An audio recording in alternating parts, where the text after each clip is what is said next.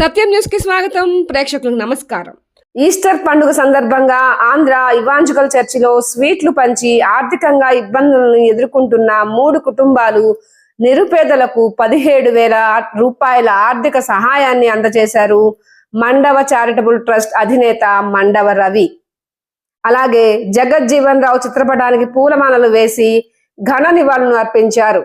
తదనంతరం ముటుకూరు గ్రామంలోని యానాదుల కాలనీలో ఉన్నటువంటి చర్చి వద్ద వెళ్లి అక్కడ స్వీట్లు పంచి ఆర్థికంగా ఇబ్బందులు ఎదుర్కొంటున్న నిరుపేదలకు 3కి ఆర్థిక సహాయం చేశారు. ఒక్కొక్కరికి 8,000 రూపాయల చొప్పున ఆర్థిక సహాయం చేశారు.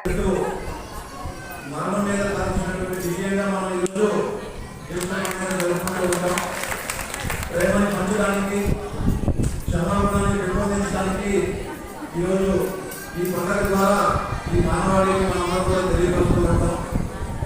ఈ ప్రపంచానికి శాంతిని మనస్తత్వాన్ని మరణించి మళ్ళీ పునర్జన్మ మళ్ళీ పునరుద్ధరణ అనేది జరిగింది. ఈరోజే ఇటువంటి బృహత్తమైనటువంటి కార్యక్రమంలో పాల్పంచుకునేటువంటి గొప్ప అవకాశాన్ని నాకు కల్పించినటువంటి మంది సభ్యులకి మీకు మీ అందరికీ కూడా మరొకసారి ధన్యవాదాలు తెలియపరుచుకుంటూ ఈరోజు ఈ గొప్ప కార్యాన్ని కొనసాగించుకొని కొంతమందికి సహాయం చేయాలని చెప్పని నేను కూడా ఆలోచించడం జరిగింది. అది మండవ చారిటబుల్ ట్రస్ట్ అని చెప్పని ఒక చారిటబుల్ ట్రస్ట్ ని ఏర్పాటు చేయడం జరిగింది. ఈ ఊరంటే నాకు ఒక ప్రత్యేకమైనటువంటి అభిప్రాయం ఇక్కడ ఉన్న ఎందుకంటే ఈ ఊరికి నాకు బంధుత్వం కూడా ఉంది కాబట్టి ఈ ఊరంటే నా సొంత ఊరని నేను భావిస్తాను. కాబట్టి ఈ రోజు నేనే కాదు మన వాళ్ళు చాలా చెప్పారు. నేను చేయగలిగేటువంటి ప్రతి పనిని రాబోయే రోజుల్లో కూడా ఒక 4 నెలలకు మళ్ళీ వచ్చి ఇక్కడ ప్రతి నెల ఏదో ఒక కార్యక్రమం మండవ చారిటబుల్ ట్రస్ట్ తరపున సేవా కార్యక్రమాలు మళ్ళీ గతంలో చేసే రామకృష్ణ ఈ చేసుకుంటాం. ఇప్పుడు మండవ చారిటబుల్ ట్రస్ట్ తరపున దాన్ని మరింతగా ముందుకు తీసుకెళ్ళడానికి మేమందరం ముందుకు వెళ్తున్నాము. మీ అందరి దాదాపు ముఖ్యంగా ఇక్కడ ఉన్నటువంటి యువకులు ఈరోజు పిల్లలు మీ అందరూ మీరు ఇచ్చినటువంటి ఈ గ్రాండ్ డెవలప్మెంట్ చూస్తే నాకు చాలా సంతోషంగా ఉంది.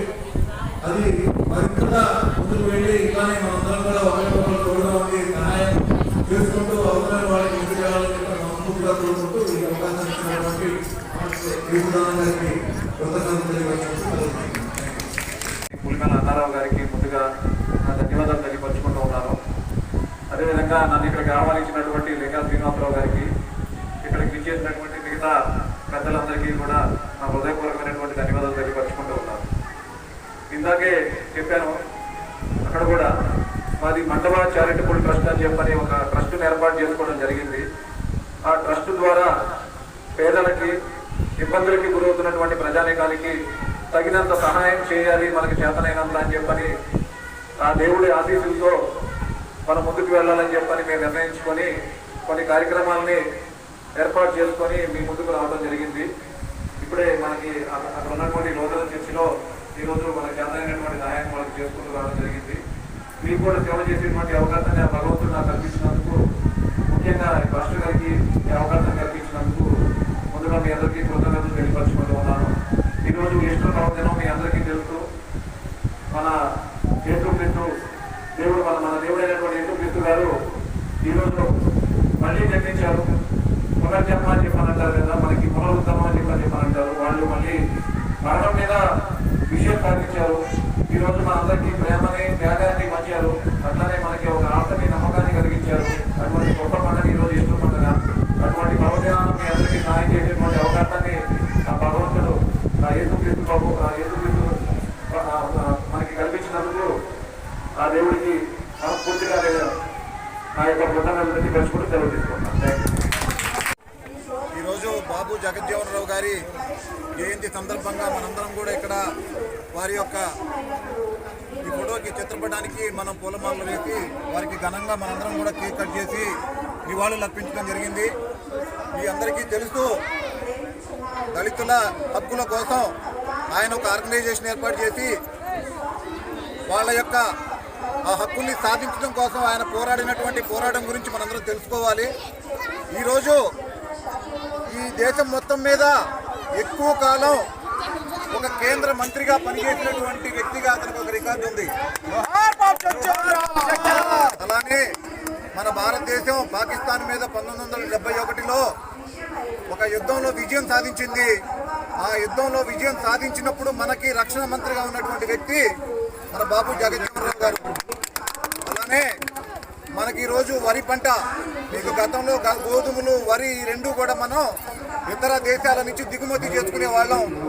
ఈయన ఈయన అగ్రికల్చర్ మినిస్టర్గా అంటే వ్యవసాయ శాఖ మంత్రిగా ఉన్నప్పుడు గ్రీన్ రెవల్యూషన్ అని చెప్పని హరిత విప్లవాన్ని తీసుకొచ్చి ఈరోజు మనందరం కూడా మన పంటని మనమే పండించుకొని మన దేశానికి మనకి భద్రతని ఫుడ్ విషయంలో ఆహార భద్రతను కల్పించడంలో అతను ఎంతో తోడ్పడ్డారు. అటువంటి గొప్ప మనిషి ఆయన. ఆ తర్వాత ఈ దేశానికి ఉప ప్రధానిగా కూడా పనిచేశారు. ప్రధానమంత్రి కావాల్సినటువంటి పరిస్థితి, కానీ చివరి నిమిషంలో కొంతమంది కుట్రతో ఆయన అవ్వలేకపోయారు. కానీ మనందరం హృదయాల్లో మాత్రం ఆయన స్థానం సంపాదించుకున్నారు. ఆయన కూతురుగారైనటువంటి మీరా కుమారి గారు మన దేశానికి స్పీకర్ లాంటి ఒక గొప్ప పదవిని పార్లమెంట్ స్పీకర్గా మనకి అధిరోహించి మనందరి హక్కుల కోసం పోరాడింది. మన ఆంధ్రప్రదేశ్ రాష్ట్రానికి చాలా సార్లు వాళ్ళ నాన్నగారి విగ్రహాలు ఆవిష్కరించడానికి ఇక్కడికి వచ్చి మన యొక్క హక్కుల కోసం పోరాడింది. అటువంటి గొప్ప మహానేత గురించి ఈరోజు మనం స్మరించుకుంటూ ఆయనకి మనం ఈరోజు చక్కగా ఆయన చిత్రపటానికి పూలమాల వేసి మనం చక్కగా కార్యక్రమాన్ని ఏర్పాటు చేసుకోవడం అనేది ఒక ముదావాహం. అటువంటి కార్యక్రమంలో నేను కూడా భాగస్వామి అయినందుకు నాకు చాలా సంతోషంగా ఉంది. మీ అందరితో కలిసి ఉన్నందుకు థ్యాంక్ యూ.